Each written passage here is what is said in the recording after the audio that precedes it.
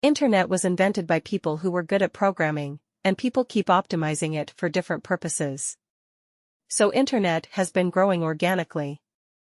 Internet can achieve many things, but has advantages and disadvantages. The email system was designed by graduate students and researchers who know and trust each other.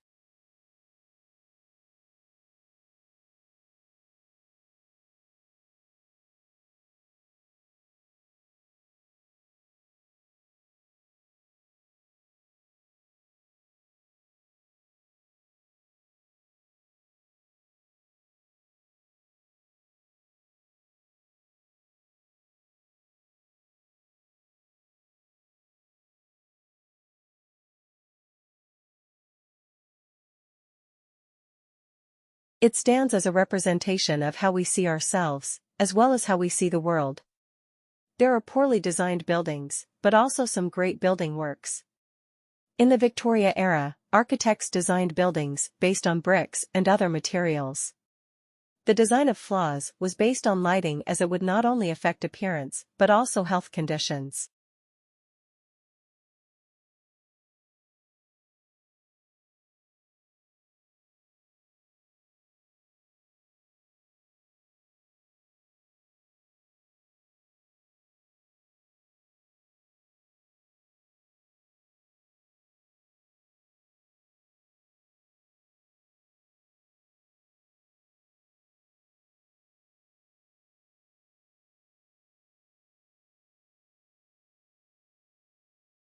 Research has shown that in certain situations silent meetings actually work better. Specifically, if the goal of a meeting is to brainstorm or solve a problem, silent meetings have been shown to generate better ideas. But why? Solutions to a problem will often be a novel idea, and novel ideas challenge convention. They can rock the boat and make people feel uncomfortable.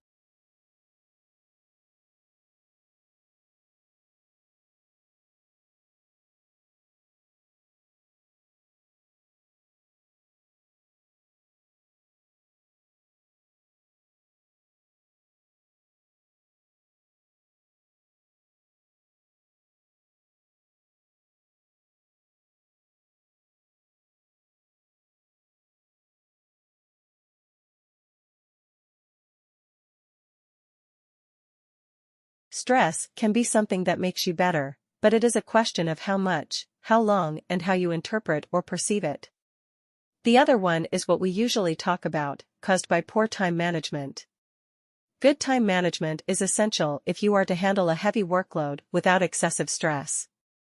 Time management helps you to reduce long-term stress by giving you direction when you have too much work to do.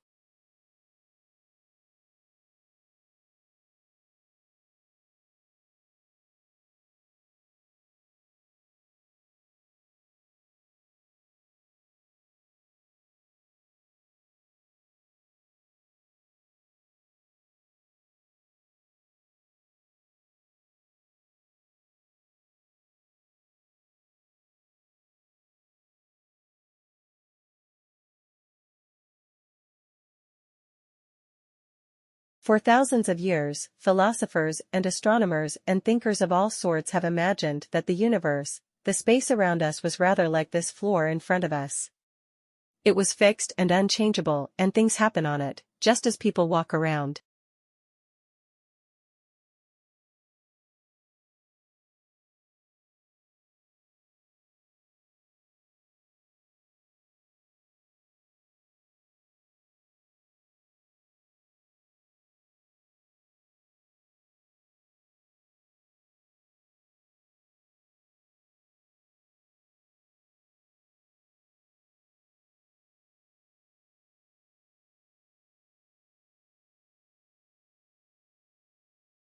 Hoover Institute at Stanford, who has pointed out what he called a philosophical issue that divides the Democrats from the Republicans.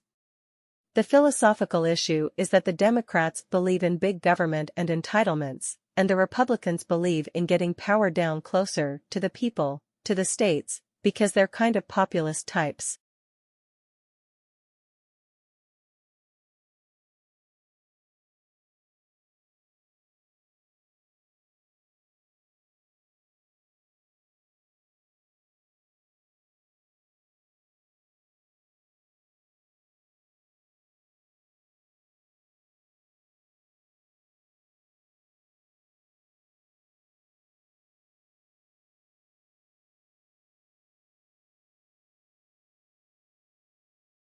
If your job aspirations require a 4-year degree, take my advice and choose a college you can afford, both during and after graduation. Take a realistic look at your anticipated income and factor in priorities that don't carry a price, like the spouse and children you might want to have someday.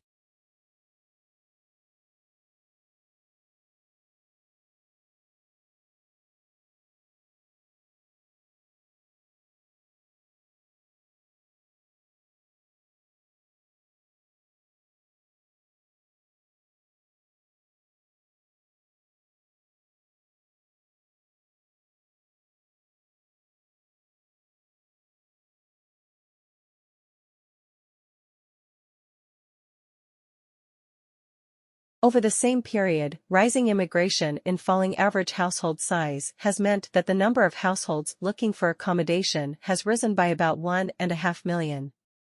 That's around 200,000 more than the number of dwellings has increased by. So, you have had a substantial increase in the purchasing power of households.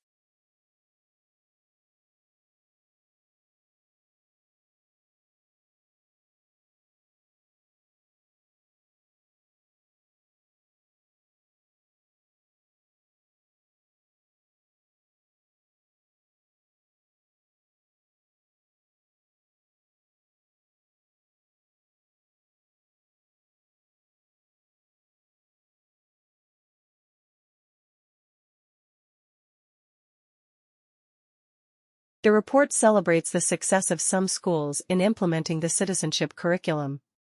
It praises those schools where there have been substantial developments in the subject, and which now go a long way towards fulfilling national curriculum requirements.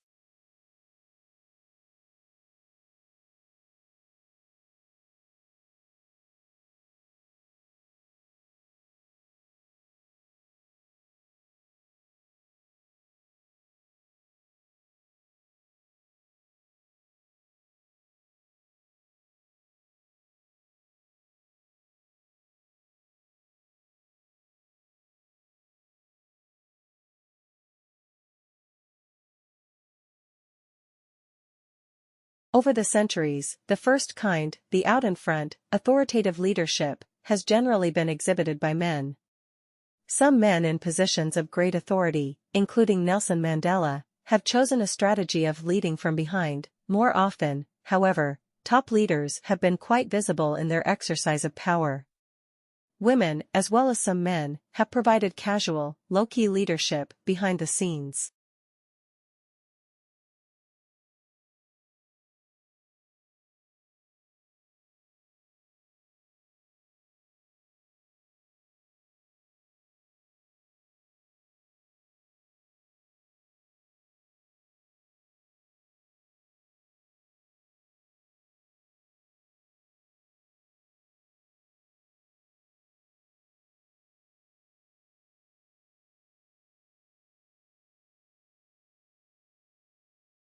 The first few members are encouraged to report a good experience before they actually start making a profit. Others in their network follow their example, and the schemes balloon in size before it comes clear that most members aren't actually profiting.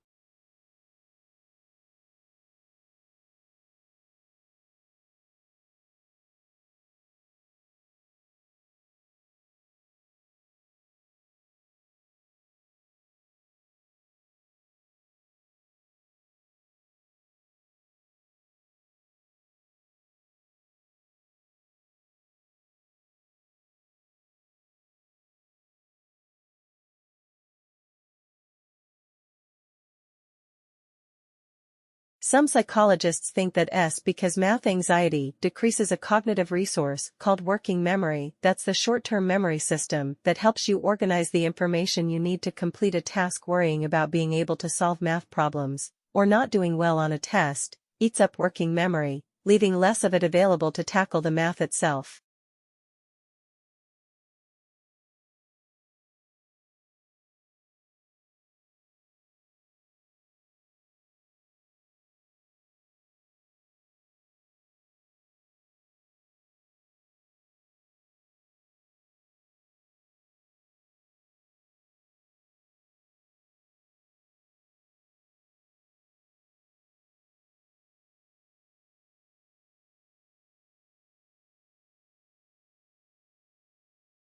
Why do we sometimes fail to perform up to what we're capable of when the pressure is on?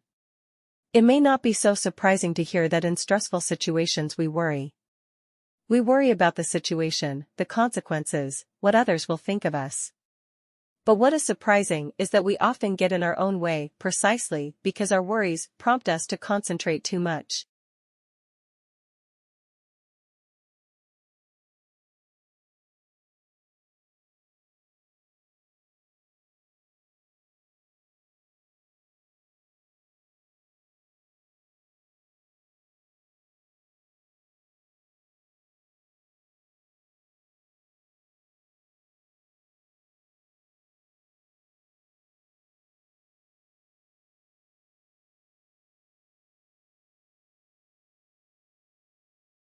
There are other consequences of mindset. People with a fixed mindset see effort as a bad thing, something that only people with low capabilities need, while those with a growth mindset see effort as what makes us smart, as the way to grow.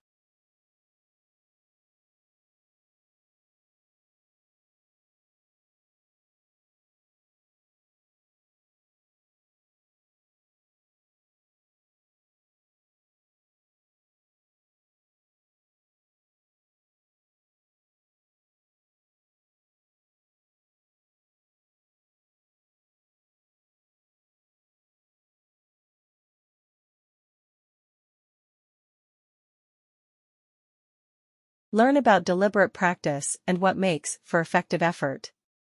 When we understand how to develop our abilities, we strengthen our conviction that we are in charge of them. And third, listen for your fixed mindset voice, and when you hear it, talk back with a growth mindset voice.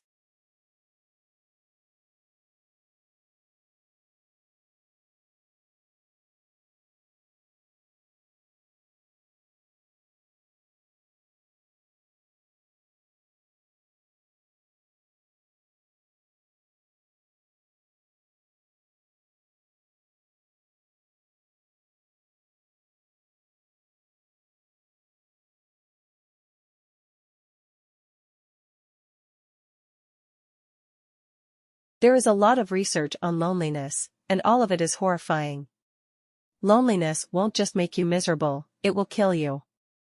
I'm not kidding, chronic loneliness increases your likelihood of an early death by 14%. 14%. Loneliness causes high blood pressure, high cholesterol.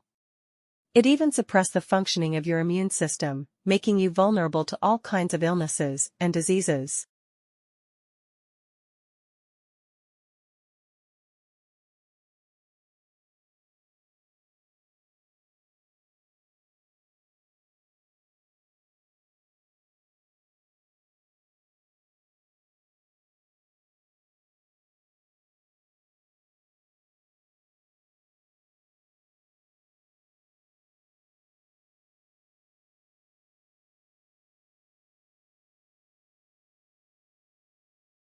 If I came up through one skill as I oversee people with different skills, I'm just gonna trust them to get it right, and you have to. Of course you're not gonna be able to understand what everybody on your team does all day, but if you can understand their motivations, their terminology, their way of communicating,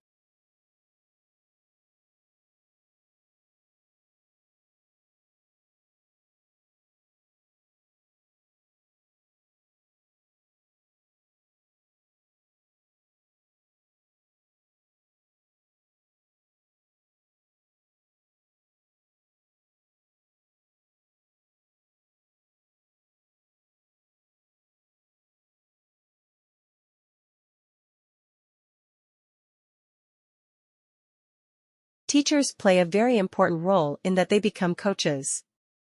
I would say that being a coach has three main functions. The first function is to motivate the student, second function is to identify witnesses in the learning journal. And the third and most important function is to constantly suggest new learning strategies.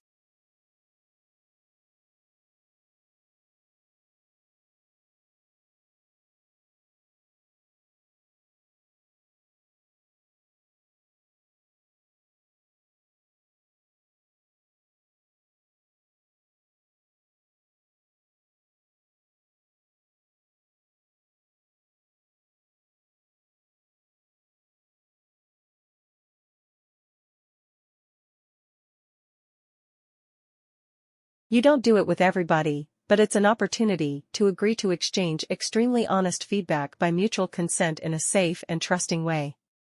I say to somebody who trust, whose opinion matters to me, I'm getting up on stage.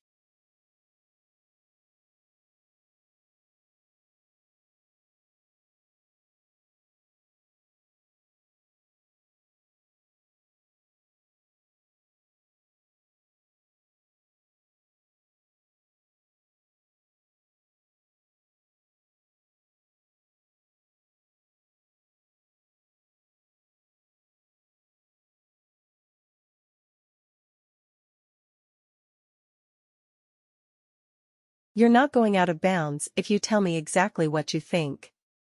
I also tell people if they're going into a meeting, pick the person who's going to pull on their ear to let you know you're going off topic, whether your data is really not holding up in that room and getting an immediate sense from somebody, the unvarnished truth about what's going on.